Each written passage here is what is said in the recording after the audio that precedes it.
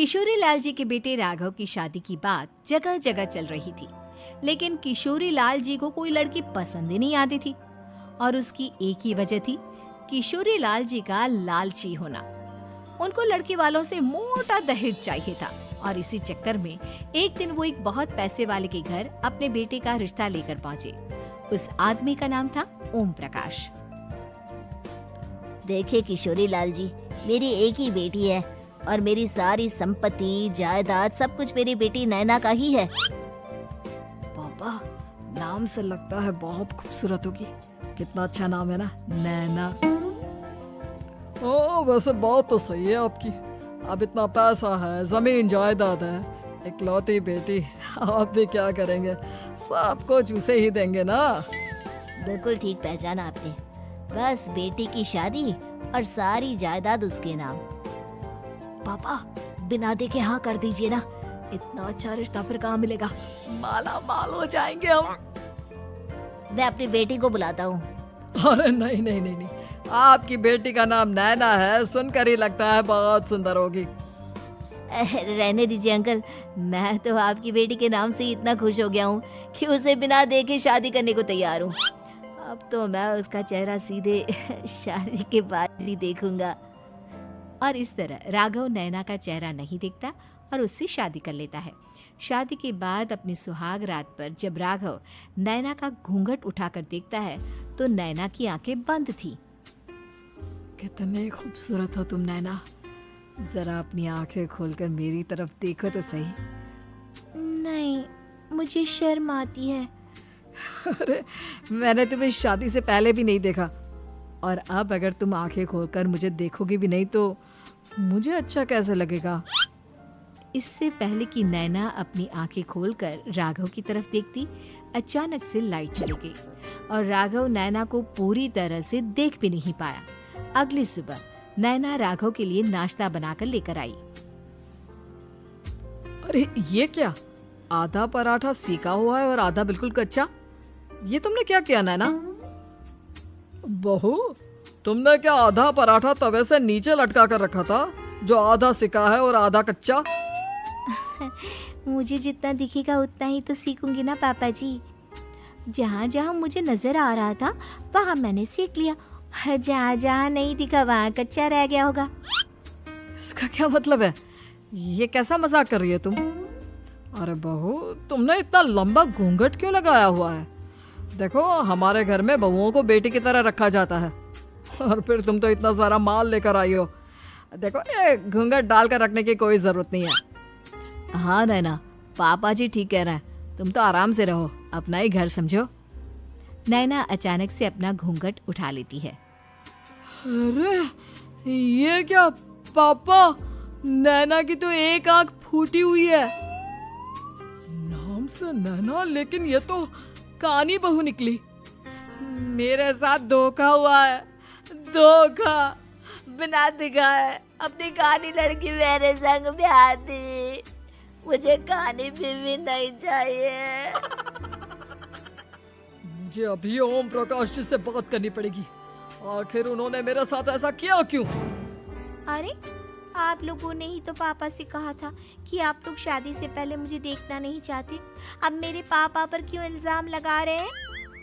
अरे लेकिन उन्हें बताना तो चाहिए था ना कि तुम कानी हो, एक आंख से तुम्हें दिखाई नहीं देता। किशोरी लाल और राघव नाराज होकर ओम प्रकाश को अपने घर बुलाते हैं। पापा जी, ये आपने क्या किया?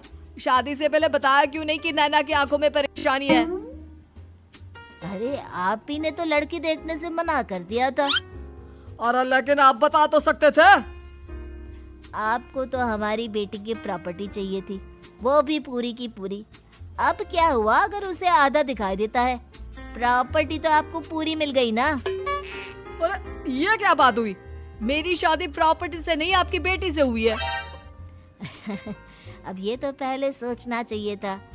तब तो मेरी प्रॉपर्टी देखकर तुम्हारी जुबान लप लपा रही थी। लेकिन मैं कानी लड़की को अपनी बीवी बनाकर नहीं रख सकता। पापा, कुछ करिए ना आप। हाँ, करता हूँ। देखिए ओम प्रकाश जी, आप हमारे साथ ऐसा नहीं कर सकते। और तुम देखो, अगर तुमने मेरी बेटी से शादी तोड़ी ना तो जो भी प्रॉपर्टी मैंने तुम्हें दी है वो तो पूरी की पूरी वापस ले ही लूंगा और आधी प्रॉपर्टी तुम्हारी भी लूंगा। अरे मेरी आधी प्रॉपर्टी भला क्यों लेंगे आप? इसलिए क्योंकि मेरी बेटी को आधा नजर आता है और उसकी नजर अभी तक तुम्हारी आधी जायदाद पर ही पड़ी है। अब तुम उसे घर से निकालोगे तो कुछ तो लेकर जाएगी ना। और अगर हम आपकी बेटी को अपने घर की बहू बनाकर रखे तो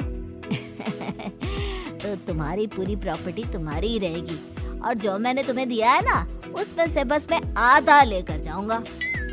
अरे लेकिन अब आप अपनी दी हुई प्रॉपर्टी में से आधी वापस क्यों लेकर जाएंगे? अगर मैं आपकी बेटी को अपनी पत्नी बनाकर रखने को तैयार हूँ तो? इसलिए ताकि भविष्य में अगर तुम मेरी बेटी को धोखा दो तो उसके पास कुछ तो रहे जो पति का हो। वैसे मेरे पास तो बहुत कुछ है लेकिन अपने पति की कोई निशानी तो उसके पास होनी चाहिए ना। अब अगर तुमने मेरी बेटी को कानी कहा तो तुम्हें प्रॉपर्टी भी कानी ही मिलेगी, पूरी नहीं। जमाए राजा। किशोरी लाल और राघव समझ चुके थे कि वो बुरी तरह फंस चुके हैं और अब उनके पास वहां से निकलने का कोई चारा नहीं है। अब समझ में आया ना, लालच बुरी बला होती है। एक तो तुम्हें प्रॉपर्टी मिली, ऊपर से बीवी मिली, उसमें तुम्हें नखरे भी दिखाने हैं। आए बड़े, चुपचाप बैठो दोनों। कुछ दिनों के बाद नैना राघव की कार लेकर बाजार घूमने निकलती है और जब कार लेकर वापस आती है, ये क्या?